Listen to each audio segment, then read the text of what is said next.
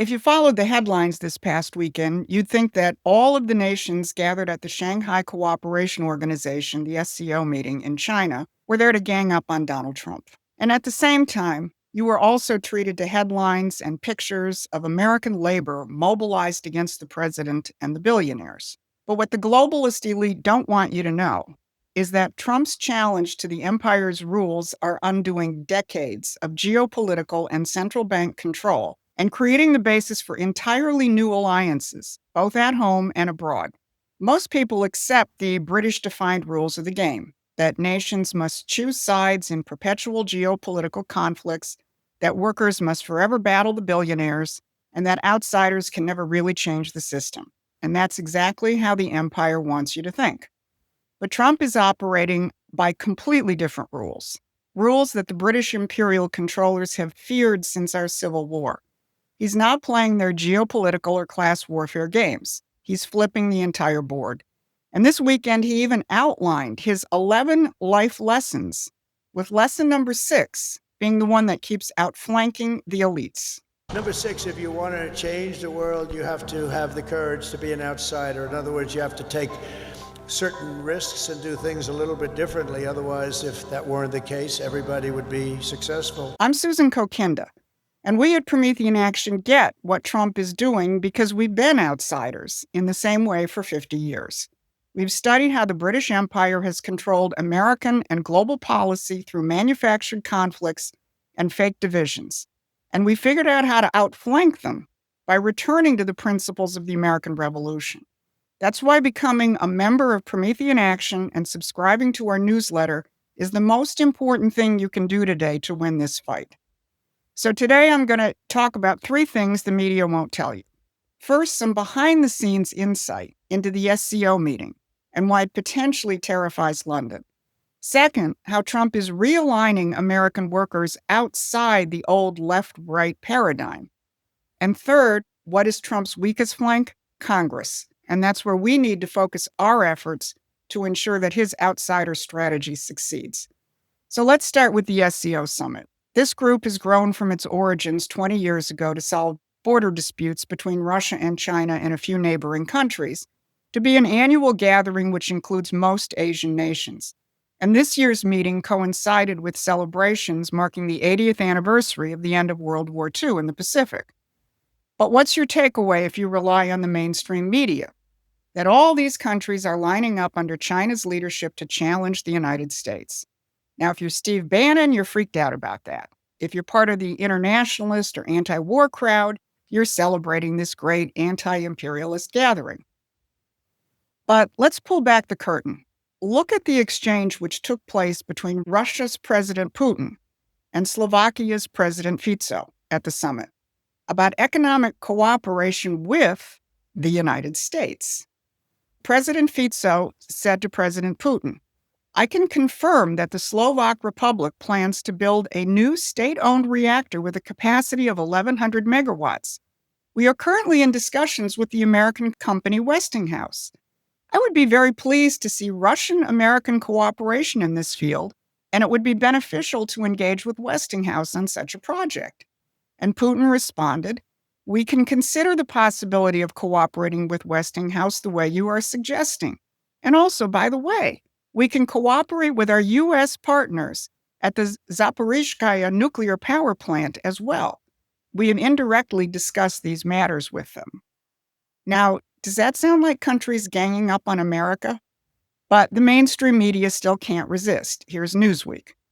President Xi's comments about closer economic and security cooperation among members chime with the vision of his ally, Russian President Putin, who has repeatedly called for a pivot away from the U.S.-led global order. Did you pick up the sleight of hand in that fake news, namely the U.S.-led global order? If you've been following our broadcasts, you know that it isn't a U.S.-led global order, but a British one. And Russian President Putin has been clear on that, denouncing both the British and the Europeans as the propagators of the Ukraine war. And in the same discussion with President Fico, Putin reiterated, "My recent contacts with President Trump and the U.S. administration have shown that the new administration listens to us We can see the possibility of mutual understanding now. And yesterday, President Trump was asked in the Oval Office about the gathering in China. And here's what he said. Sir, China's having a massive military parade that President Putin and Kim Jong-un will be attending. Do you interpret that as a challenge to the US? And are you concerned at all about those countries trying to be some sort of counterweight? Not at all. China needs us, and I have a very good relationship with President Xi, as you know, but China needs us much more than we need them. But you're not supposed to pick up on any of that. You're supposed to be locked into today's version of the enemy image in never-ending conflict. This has been going on since the middle of the 19th century, when the British elites started war after war to keep the United States and Russia from developing economically strong and sovereign nations and outflanking the British Empire. What they're afraid of now in the 21st century is an alliance of the four great powers, the US, Russia, China, and India. Such an alliance would have to be based on those countries all rejecting free trade and the green ideology. Donald Trump isn't isolated. He's the outsider who's leading the way. Now, here's another phony conflict you're supposed to accept: workers versus billionaires. That's how Labor Day marches were pumped by leftists and their British controllers. Now, there was some of that in liberal strongholds like Chicago and California, but we found something completely different at the flagship AFL-CIO march in Detroit. There was the usual socialist nonsense, but the march was dominated by union contingents representing actual workers. We showed up with Promethean PAC's new flyer celebrating the rise of a new Republican Party of workers and producers, and we got out every single copy we had, 400 flyers to a crowd of several thousands. While about a quarter refused to take it, many welcomed it and engaged in serious discussions. Now, yesterday, Treasury Secretary Bessent gave what I'm going to call a virtual shout-out to our flyer in an interview in a Virginia diner on Labor Day.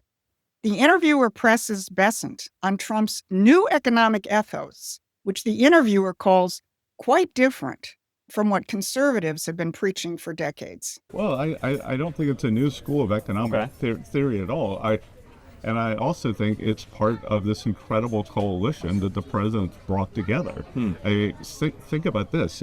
He got the union vote and he got the Silicon Valley vote. Who else could have done that except Donald Trump?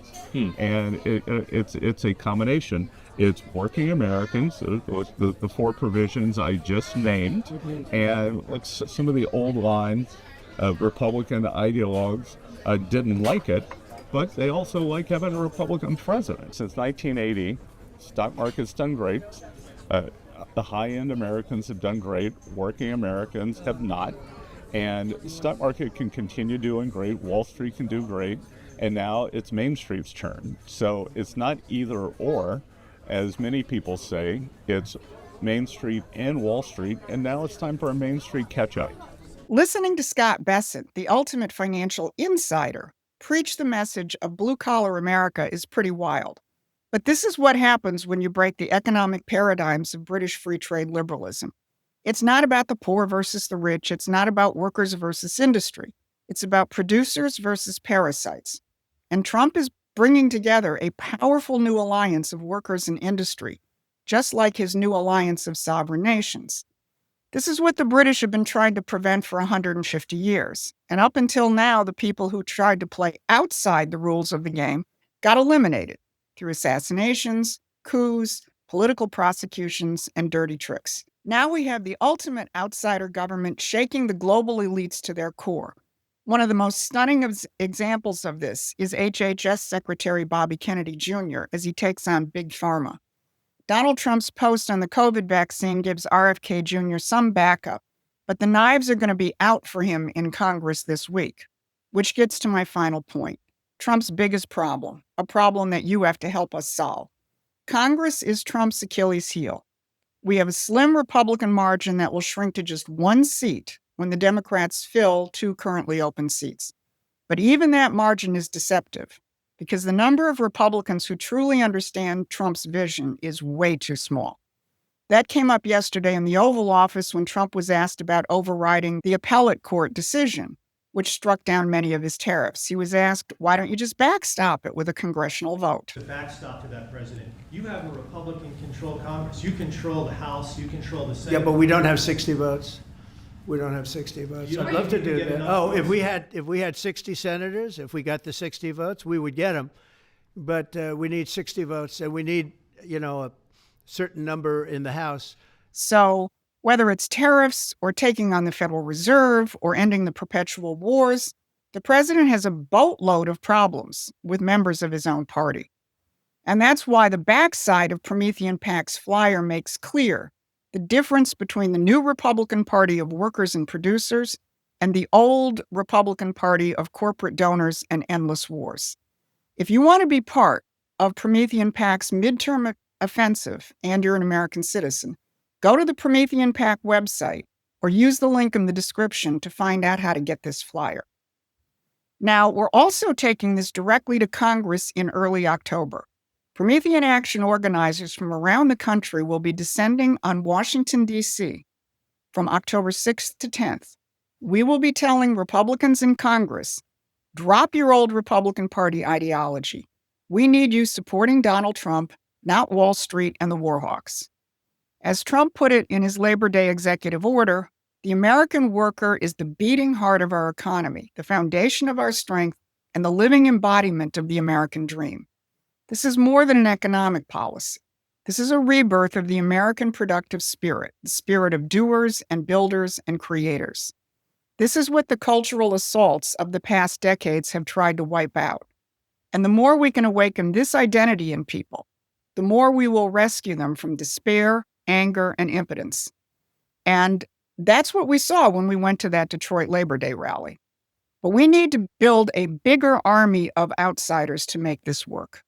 The British have controlled our foreign policy through manufactured conflicts, our economic policy through free trade, and our domestic policy through fake left-right divisions for far, far too long. You can see from this broadcast, we don't just analyze, we organize. And if you want to be part of the Promethean movement, become a member of Promethean Action, get our newsletter, and support us as much as you can. Let's build an army of outsiders and finish what Trump started. This has been your Midweek Update. Thanks a lot for watching. Please take a moment and subscribe to our free newsletter at prometheanaction.com.